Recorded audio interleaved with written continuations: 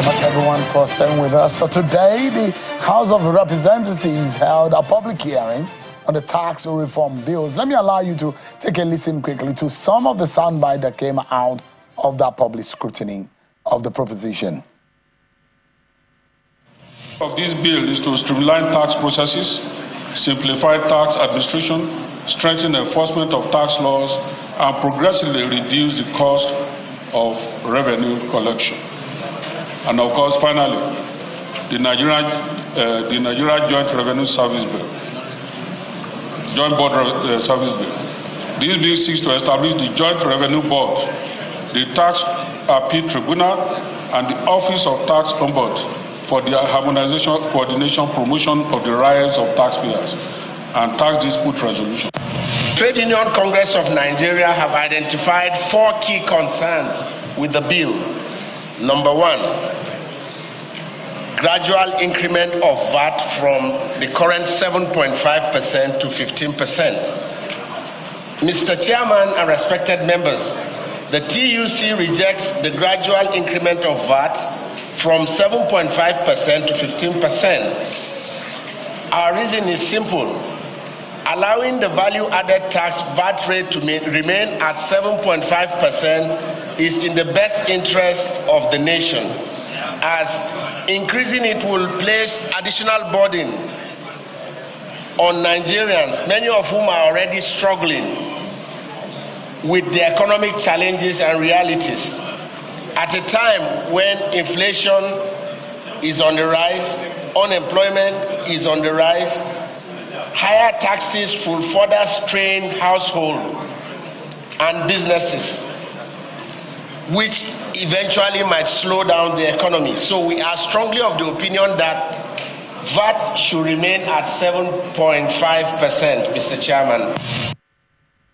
All right, then you heard some of the proposition and the debate over the bill. Of course, we know that the Senate has held its own 2-day session in the public presentation and the debate over the tax reform bills. I'm being joined by a member of the House of Representatives representing the Gema in the federal constituency in the House of from Rivers State, Honorable Cyril Godwin Hart. Thank you so much, Honorable, for joining us tonight. Thank you for having me. I appreciate it. How did it go today?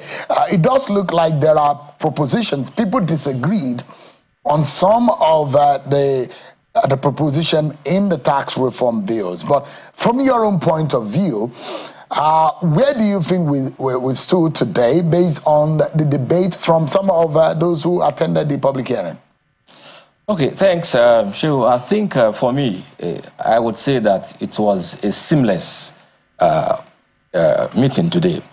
Because if you look at all that was said by those who made their presentations, from the trade union to Nigerian customs and to the civil society organizations, it centered around those issues that were, in quotes, considered controversial.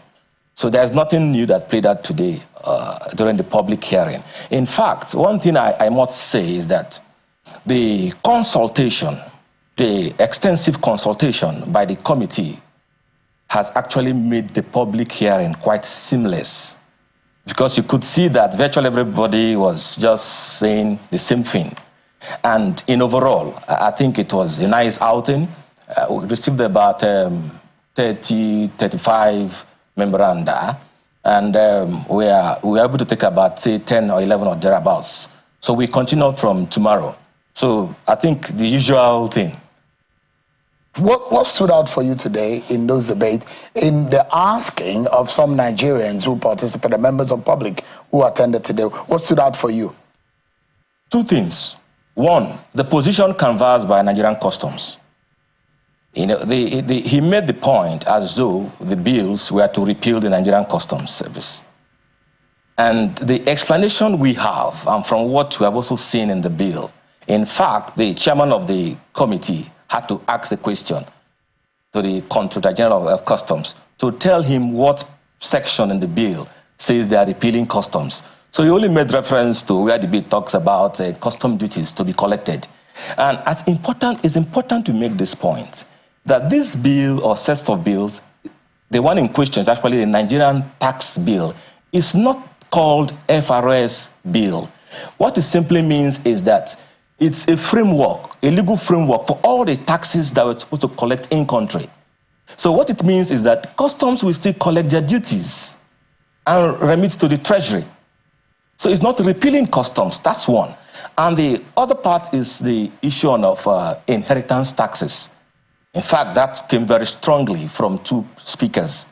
Now, again, the sections they are citing, sections 4.3. You know, this is public hearing. Members are not supposed to make an input. Ours is just to listen from the publics and fill their polls and get our opposition and see how we can clean up and harmonize.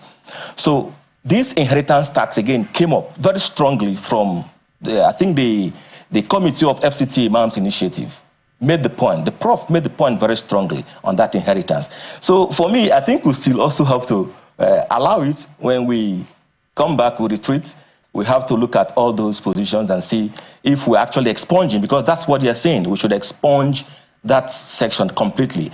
Again, the issue of derivation, so of course, came up that we should leave it at how the Governors Forum proposed the derivation and all other recommendations from the Nigerian Governors Forum.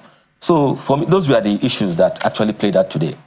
So in all of this, there are issues that literally divided the nation, the Nigerian people, and about the intentions of the drafters of the bills and the proposition. Of course, this bill will be repealing existing old laws, which means that we are entering into another regime that will allow us to see new operations of the law. So in essence, today, did you see some of the major arguments that are being pushed forward before now?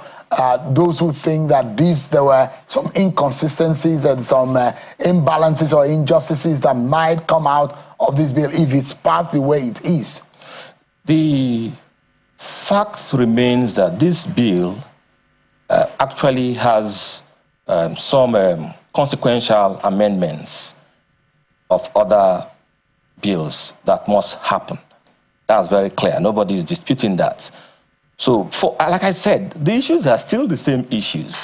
The issues on VAT, the issues on derivation, the issues on inheritance tax, the issues of, like the NLNG, they made their case. They're saying, why are you asking us to pay tax monthly? Why not annually?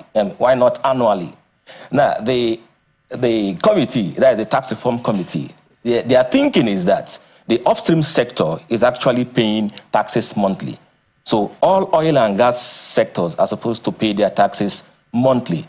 What is the idea? They said it is wrong for the Nigerian LNG to hold back government funds or revenue or tax and pay it after 12 calendar months.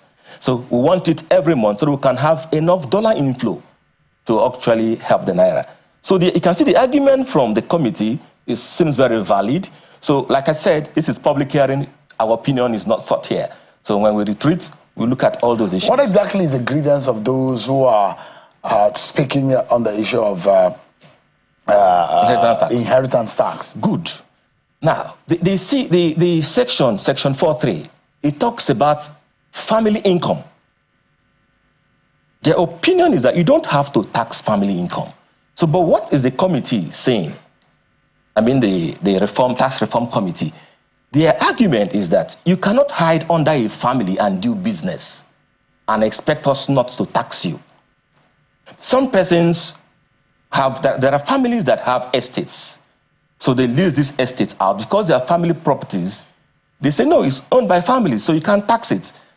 So the committee, the Tax Reform Committee, is saying, no, because you're actually doing business with these properties, whether family or not, that you're supposed to tax. Again, the persons living with disability, also there's an argument around them being excluded. I don't have any problem with excluding people living with disabilities, but I have a question to ask. And what's the question? How do we define who is disabled and shouldn't pay tax? Because we have billionaires on wheelchairs running companies and conglomerates. Then we now have very able men and women who are poor, who earn less than $1 million annually. So how do you really define who is disabled and exempt them? So that's the question I have to pose to ask them. I'm not against it because disability can happen to anyone. But who is disabled here? Is it the billionaire that sits on the wheelchair? So in essence, the part of it and the reason why we are having this engagement, and we've made promise to ourselves as China Television that we will stay on top of this debate as it's happening in the National Assembly, so that Nigerians are up to speed with what is happening and these inquisitions we go on. We want to see what becomes, at the end of the day, those bills, because there are a lot of misconceptions that came afterwards. Some of the belief and some of the proposition is that there will be a staggered increase in VAT over the years, an initial 10%, 15%, and all of that. Were there arguments against it? There were very strong arguments against increment of VAT. In fact, that was in line with also the Nigerian Governors Forum position. Do not increase VAT. Do not reduce CIT. Do not exclude TED Fund, NASENI, and NITDA from benefiting from the environmental levy. So those issues actually came out today. So some persons were reinforcing the Nigerian Governors Forum's position. And like I said, this is public hearing. Our MPs are not needed. We'll sit down. We'll consider the Governors Forum's position as their own memorandum. So we are also taking other memoranda from other Nigerians. We'll sit back when we retreat, we'll look at all those positions, and we'll clean it up, have a harmonized report, and send to the House. Then we'll begin to do clause-by-clause consideration. Were there members of the Tax Reforms Committee, the Presidential Task Force, were they? Yeah, Taiwo was there, but unfortunately, he didn't have the opportunity to speak and clarify most of these issues that were raised by the public. He will have that opportunity by God's grace tomorrow to clarify these issues. And I would like to hear him clarify those issues. There are a few people who said also that they were not able to speak today. They were scheduled to speak tomorrow. So, I mean, they were scheduled to speak today, but they couldn't Time. You know, I must give it to the chairman. You understand the circumstances we have around these bills. The chairman was very patient with all the speakers. He told us, in fact, do not disrupt any Nigerian. If they want to speak for 15 minutes, let them speak. Let Nigerians hear them. So that became a constraint, and that was why we could not take all those who were scheduled to speak. But I guarantee, tomorrow they will all have their time. In essence, what would you say is the future of our revenue? Because this idea is to plug loopholes and the leakages and ensure that you widen the tax net and capture as many people as possible, and tax responsibility, citizen tax responsibility to the state is upheld, and people are fairly being treated, and the formula and the model of sharing is equitable and also reasonable. And in all of these, do you see this happening in some of the arguments? Are we headed for something that will make Nigerians happy? Essentially, whether or not Nigerians will not be burdened more than they are already carrying. At this point, I think I have to take the time to thank Mr. President for his courage. It took a president that has the courage for him to bring this set of bills. Some persons have said, why all four at the same time? And my question is, why not all the four? We're in a hurry to develop. We're in a hurry to catch up with the rest of the world. And that is why we must give these bills the total support. I thank him for his courage. Then I also thank the Speaker, how he managed the House. See, I tell you, at some point, it was as though the House was going to burn down. But the Speaker, by God's wisdom, managed every member. In fact, when we had the second reading of the bill, he said, I will sit here and listen to all 359 of you speak. I will sit here and listen to all 359 of you speak. Make your contributions. Let your constituents hear you. And he did that, and we all made our contributions and our position. Which was he going to do when we come to clause-by-clause consideration? This bill is timely. This bill, I'm very hopeful, is going to really help us have more revenue to run government. And actually, ultimately, Nigerians are going to benefit from it. Honorable Godwin Cyril Hart, member of the House of Representatives. Thank you so much indeed for the time tonight.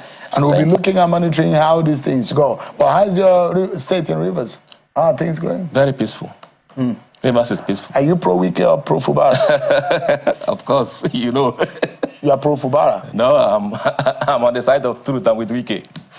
You're a Wike's man? I'm a Wike's man. All right.